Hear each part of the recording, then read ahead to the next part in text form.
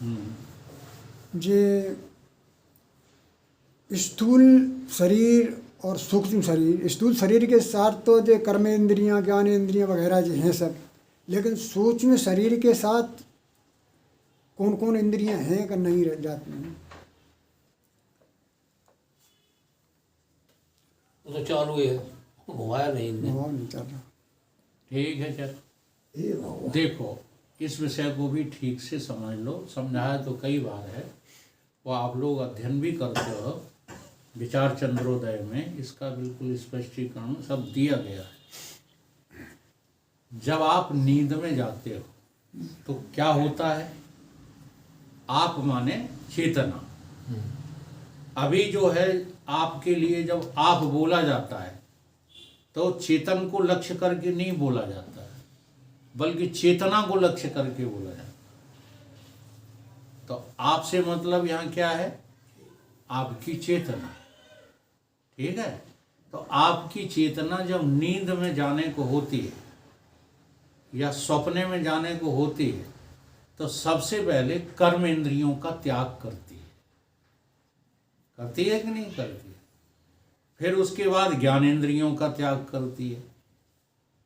जब ज्ञानेंद्रियों को त्यागने लगती है चेतना आपकी, तभी झपकी आती है।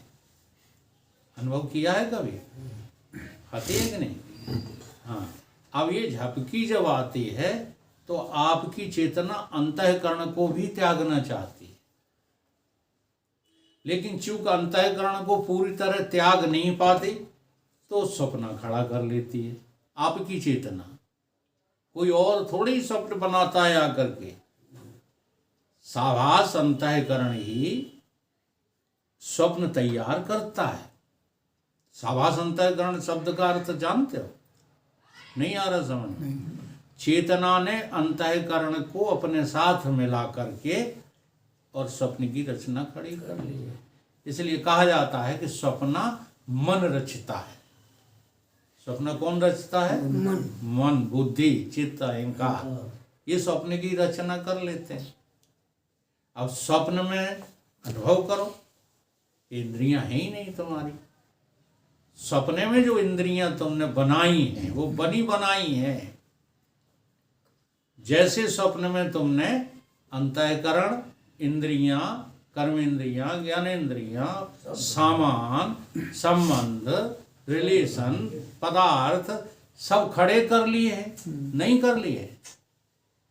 अब जब स्वप्न टूटता है तब कुछ नहीं रहता। कुछ रहता है? रहता कैसे नहीं है? अगर ना रहता हो तो ये क्या है जो दिख रहा है? इसीलिए कहा है कि जैसा सपना तैसा ही पेख करना। ये जगत भी तुम्हारा सपना है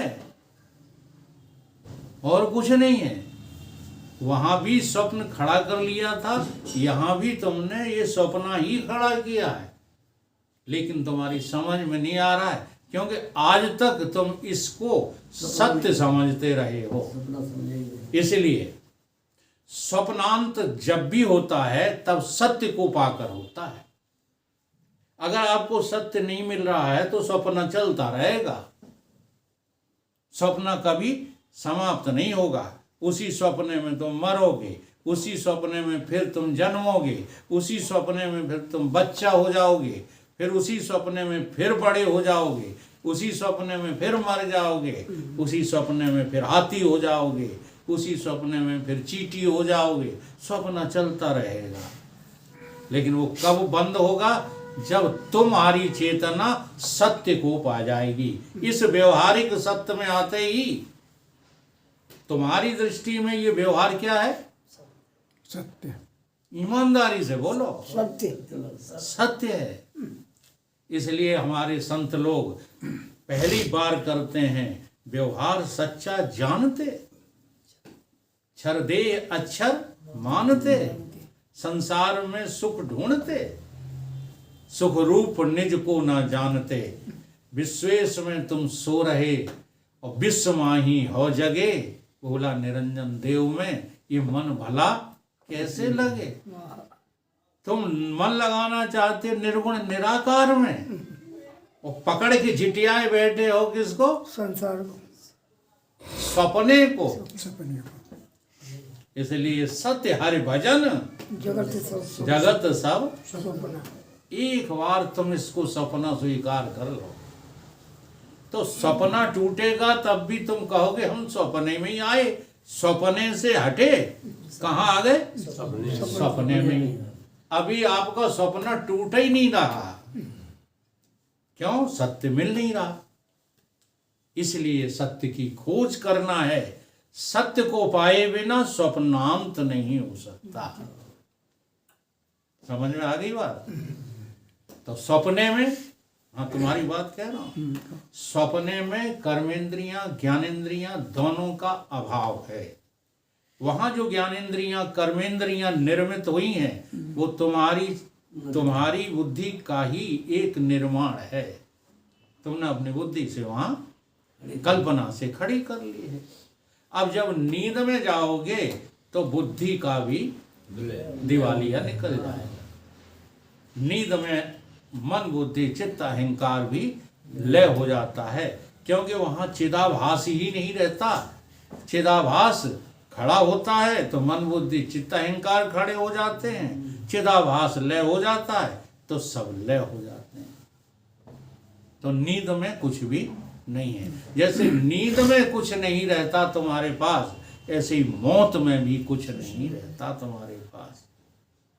नींद से हटते हो तो ये देह मिल जाता है, यही संसार मिल जाता है, और मौत से जब तुम उदय होगे तो कोई दूसरा शरीर मिल जाएगा, दूसरी दुनिया मिल जाएगी।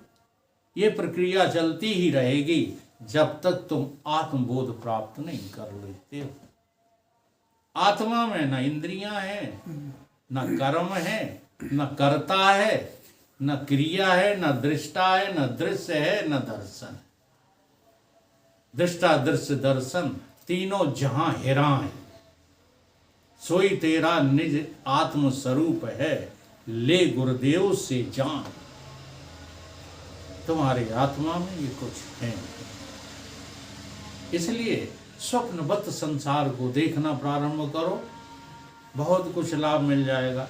अगर तुम्हें संसार स्वप्न देखने लगे, अच्छा सपने में राजा बन गए थे हैं, और भिखारी बन गए थे, और जगह तब कौन हो तुम, राजा हो कि भिखारी हो? सपने में तुम जो है पिता बन गए थे, पुत्र बन गए थे। अब बताओ जब गए तब पिता हो कि पुत्र को हो? परंतु जरा सी ये बात हम स्वीकार नहीं कर रहे, लगे पड़े हो वासनाओं में। हाय जे बहन, हाय जे भैया, हाय जे दादा, हाय जे कक्का, हाय जे मकान, हाय रुपया, हाय फलाना, हाय जी। क्या हाय हाय कर रहे हो? ये सपना देखो, केवल सपना है, सपने के अलावा और जगत कुछ भी नहीं है। जितनी जल्दी स्वीकार कर लो उतनी जल्दी गुरुदेव के तुम प्यारे हो जाओगे। सतगुरु ज्ञान बदरिया बरसे, लेकिन सब लोग ले नहीं पा रहे हैं। हाँ, गंगा में बरसे, जमुना में बरसे, ताल तलैया तरसे। अब तुम अपने को ताल तलैया नहीं कह पा रहे। ये तलैयों का त्याग करो यार, गंगा जमुना में स्नान करो तो काम बन जाएगा। बोलिए सतगुरु।